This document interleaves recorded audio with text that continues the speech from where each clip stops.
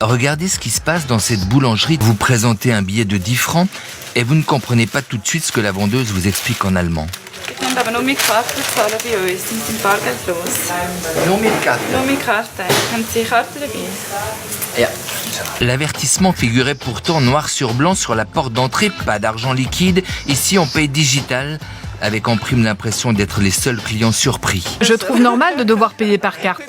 Il est vrai que je suis suédoise et chez moi on paie tout par carte. Je comprends que ce soit difficile pour les enfants ou pour les personnes âgées. Et c'est vrai qu'il ne faut pas exclure les générations qui n'ont pas l'habitude de ces cartes ou qui n'en ont tout simplement pas. Mais bon, pour les autres, c'est vraiment devenu un objet du quotidien. Nous avons rendez-vous tout près de la gare avec un homme qui, associé à son frère, gère un bar à cocktail inauguré le week-end dernier, où seul le paiement digital est accepté. Qu'est-ce qui nous a poussé à tenter cette expérience? C'est le fait de perdre moins de temps, de préparer les caisses tous les jours, d'amener l'argent à la banque à la fermeture ou le lendemain, les erreurs de retour de monnaie aussi avec les clients.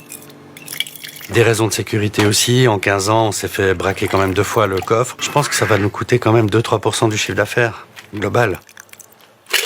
Maintenant, la question, c'est de savoir est-ce que ces 2-3% du chiffre d'affaires global couvrent le temps qu'on gagne à ne plus gérer du cash. Je pense que les gens, quand ils payent en argent digital ou par carte de crédit, font peut-être moins attention à leur budget, entre guillemets.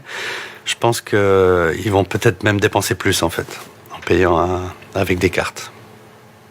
Je sais pas si c'est bien que je dise ça, mais je l'ai dit. La tendance est favorisée par la technologie. Plus besoin d'argent pour payer son parking ou pour acheter un billet de train. Le smartphone est devenu un porte-monnaie et le no cash, une religion dans certains pays comme la Suède, où l'argent liquide ne représente plus que 4% des transactions. Les monnaies digitales vont progressivement s'imposer partout, selon cet expert genevois qui préside une association active dans les pays émergents, tout en travaillant dans une start-up avec notamment des clients suédois. C'est intéressant parce que la Suède, c'est un pays qui a basé la confiance de la société envers son gouvernement sur la transparence. Donc c'est un pays qui, depuis le XVIIe siècle, je crois, a mis la transparence comme un principe de base qu'aujourd'hui on peut presque appeler de ultra-transparence, puisque le revenu du voisin est questionnable directement auprès du fisc, on peut connaître les frais qui ont été dépensés par des ministres, et du coup le besoin de savoir où va l'argent est extrêmement élevé. Le cash peut faciliter la corruption et le travail au noir, alors que les monnaies digitales, selon notre expert, favoriseraient plutôt la transparence, la fluidité, le développement. L'argent, c'est un moyen de paiement, et si on peut faciliter son utilisation, il sera utilisé. Certains pays d'Afrique, notamment le Kenya, le téléphone portable s'est transformé en un porte-monnaie électronique. Je suis allé dans un village au Kenya, j'ai rencontré une vieille dame qui m'expliquait que plusieurs fois par mois, elle devait prendre le bus avec de l'argent dans sa poche, avec tous les risques que ça comporte, aller en ville, faire ses paiements et revenir. Ça peut prendre quasiment une demi-journée, voire une journée. C'est beaucoup. Donc le fait de pouvoir, elle me montrait, elle envoyait un SMS pour payer son électricité, son eau, transférer de l'argent à ses voisines, etc. Ça a révolutionné sa vie. L'argent liquide dans 10 ans, qu'est-ce que ce sera ?